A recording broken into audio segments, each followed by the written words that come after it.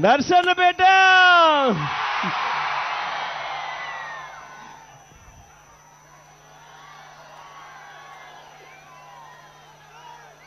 ఇలా కన్నులెత్తి చూస్తే ఇటువైపున కానీ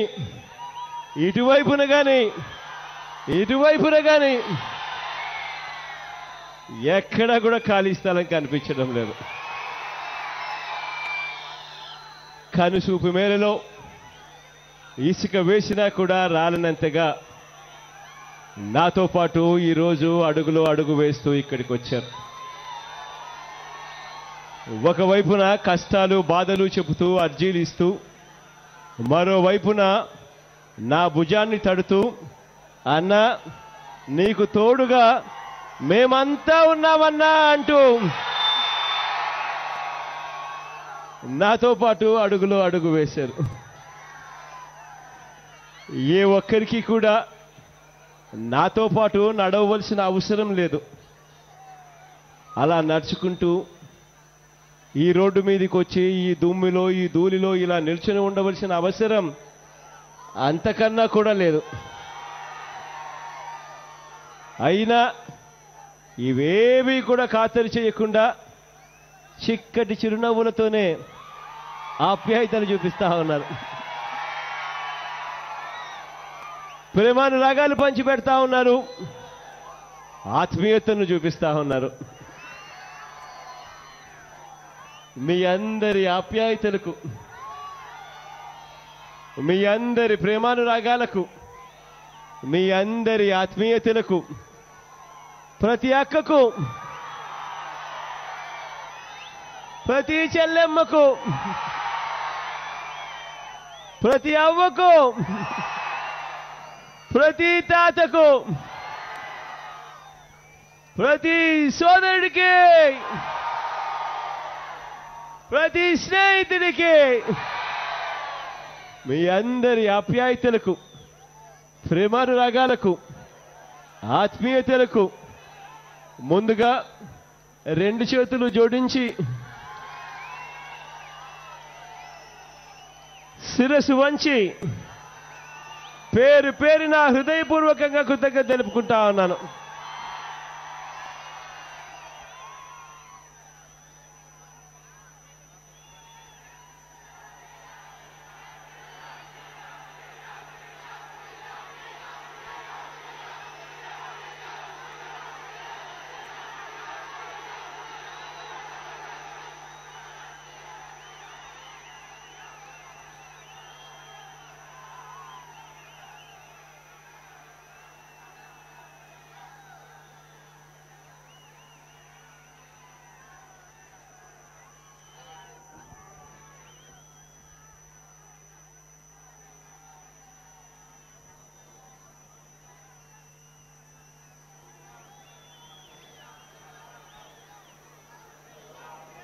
ఈరోజు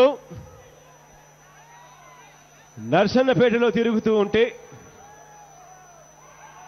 నర్సన్నపేట ప్రజలు ఆ దివంగత నేత ప్రీతమ నాయకుడు రాజశేఖర రెడ్డి గారి నాన్నగారితో వారికి ఉన్న అనుబంధాన్ని ఈరోజు నాకు చెప్పుకుంటూ వచ్చారు. నాన్నగారు చేపట్టిన ఆ కార్యక్రమాలన్నీ కూడా నాకు ఒకవైపున చెబుతూ, మరోవైపున ఈ 4.5 సంవత్సరాల కాలంలో ఈ తెలుగుదేశం పార్టీకి సంబంధించిన చీకటి పాలనను ప్రజలు బేరీజు వేసుకుంటూ వచ్చారు. ఇక్కడి ప్రజలు నాతో చెప్పుకొచ్చారు, అన్న వ్యవసాయం మీద బతుకుతున్న ఈ ప్రాంతంలో నీళ్ళు ఇవ్వడానికి ఆ రోజుల్లో నాన్నగారు చేసిన కృషిని ఇవాళకి కూడా మర్చిపోలేమన్నా అని చెప్పి చెప్పుకొస్తా ఉన్నారు ఇక్కడి ప్రజలు. ఇక్కడి ప్రజలు చెప్పుకొస్తూ వంశధార ప్రాజెక్టు గురించి చెప్పుకొచ్చారు. అన్న ఇదే వంశధార నదిలో పుష్కలంగా నీళ్లున్నా కూడా ఏ రోజు కూడా 9 సంవత్సరాలు ముఖ్యమంత్రిగా పరిపాలన చేసిన ఆ చంద్రబాబు నాయుడు గారు ఇక్కడ ప్రాజెక్టు కట్టాలని, ఇక్కడ రైతన్నలకు తోడుగా ఉండాలి అని ఏ రోజు కూడా ఒక్కరోజు ఆలోచన చేసిన పాపాన పోలేదన్నా అని చెప్పుకొచ్చారు. 9 సంవత్సరాలు ముఖ్యమంత్రిగా ఉన్నాడన్నా ఒరిస్సా రాష్ట్రంతో ఉన్న వివాదాన్ని పరిష్కరించే విషయంలో ఒక్కడుగు కూడా ముందుకు వేయలేకపోయాడన్నా. పైగా ఆ రోజుల్లో 9 సంవత్సరాల చంద్రబాబు నాయుడు గారు ముఖ్యమంత్రిగా ఉన్న ఆ రోజుల్లో చంద్రబాబు నాయుడు గారు ఇక్కడ ముఖ్యమంత్రిగా ఉంటే ఒరిస్సాలో అక్కడ అధికారంలో నవీన్ పట్నాయక్ గారు వీళ్ళిద్దరూ కూడా వాజ్పేయి గారి సారథ్యంలో ఎన్డీఏ ప్రభుత్వంలో కలిసే ఉండారన్నా వీళ్ళిద్దరూ కూడా అని చెప్పి చెప్పుకొచ్చారు ఇక్కడ ప్రజలు. కలిసే ఉన్నా ఏ రోజు కూడా ఈ ప్రాజెక్టుల గురించి కానీ ఈ ప్రాజెక్టుల వల్ల ప్రజలకు మేలు చేయాలి అన్న ఆలోచన ఏ రోజు కూడా చేయలేదు అని చెప్పి చెప్పుకొచ్చారు. కానీ ఆ దివంగత నేత ప్రీతమ నాయకుడు రాజశేఖర రెడ్డి గారు నాన్నగారు ముఖ్యమంత్రి అయిన తర్వాత ఆ దివంగత నేత 55 సంవత్సరాలుగా వివాదంలో ఉన్నప్పటికీ ఆ దివంగత నేత ప్రీతమ నాయకుడు రాజశేఖర రెడ్డి గారు వంశధార ప్రాజెక్టును ఎట్టతిరిగి మొదలు పెట్టాలని 2005 ఫిబ్రవరిలో ఆ దివంగత నేత ప్రీతమ నాయకుడు రాజశేఖర రెడ్డి గారు వంశధార ప్రాజెక్టు కోసం శంకుస్థాపన చేసి మొదలు పెట్టాడన్న పనులు అని చెప్పుకొచ్చారు. ఆ దివంగత నేత ఎవరు ఆలోచన చేయని విధంగా వంశధార నది మీద సైడ్ వియర్ కట్టి వంశధార ప్రాజెక్టుతో పాటు హిరమండలంలో ఉన్న రిజర్వాయర్లను పూర్తిగా హిరమండలంలో ఉన్న రిజర్వాయర్లు కట్టి వంశధార నీళ్లను తరలించి మాకు మేలు చేసే కార్యక్రమం చేశాడన్న ఆ దివంగత నేత ప్రీతమ నాయకుడు రాజశేఖర రెడ్డి గారు అని చెప్పి చెప్పుకొచ్చారు.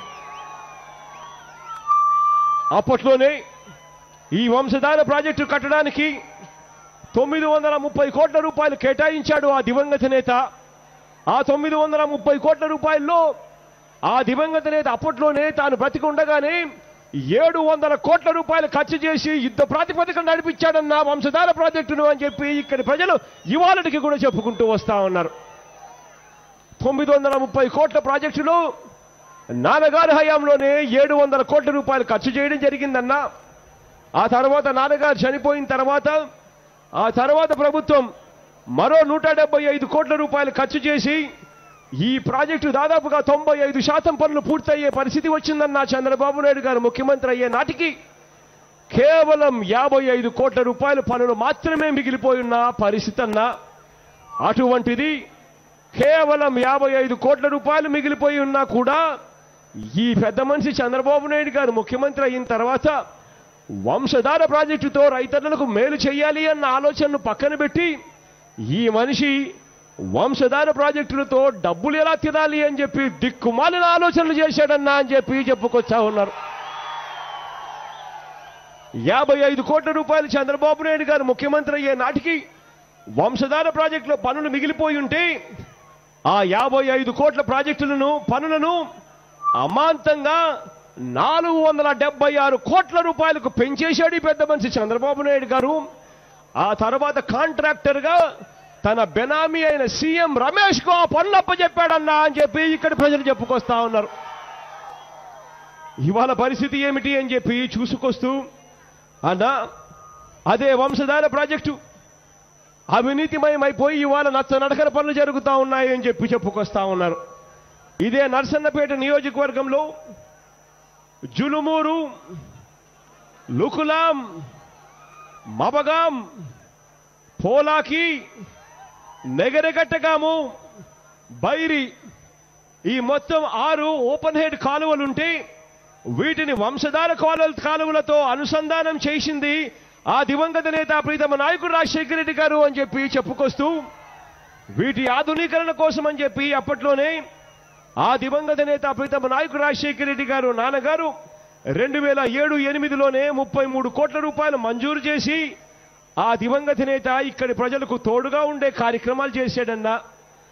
అదే దివంగత నేత జులుమూరు, పోలాకి, నర్సన్నపేట మండలాలలో కరకట్టుల నిర్మాణం కోసం అప్పట్లో ఆ దివంగత నేత 56 కోట్ల రూపాయలు మంజూరు చేస్తే 20% పనులు కూడా ఇంకా పూర్తి కాని పరిస్థితిలో ఇవాళ కరకట్ట పనులు ఉన్నాయి అనంటే ఎంతటి దారుణంగా ఈ చంద్రబాబు నాయుడు గారి ప్రభుత్వం శ్రీకాకుళం జిల్లాలో చూస్తా ఉందన్నా అని చెప్పి చెప్పుకొస్తా ఉన్నారు ఇక్కడ ప్రజలు. ఇవాళ మీ అందరితో కూడా నేను ఒకటే చెప్తా ఉన్నా, నాన్నగారు ఎప్పుడు అంటూ ఉండేవాడు, ఏ పనైనా కూడా మొదలు పెట్టిన తర్వాత ఆ పని ఖచ్చితంగా పూర్తి చేయాలి అని చెప్పి ఆ దివంగత నేత ప్రీతమ నాయకుడు రాజశేఖర రెడ్డి గారు ఎప్పుడూ అంటూ ఉండేవాడు. అదే నాన్నగారి కొడుకుగా మీ అందరికీ నేను ఇవాళ మాట చెప్తా ఉన్నా. రేపొద్దున దేవుడు ఆశీర్వదించి మీ అందరి చల్లని దీవెనతో రేపొద్దున మనందరి ప్రభుత్వం అధికారంలోకి వచ్చిన తర్వాత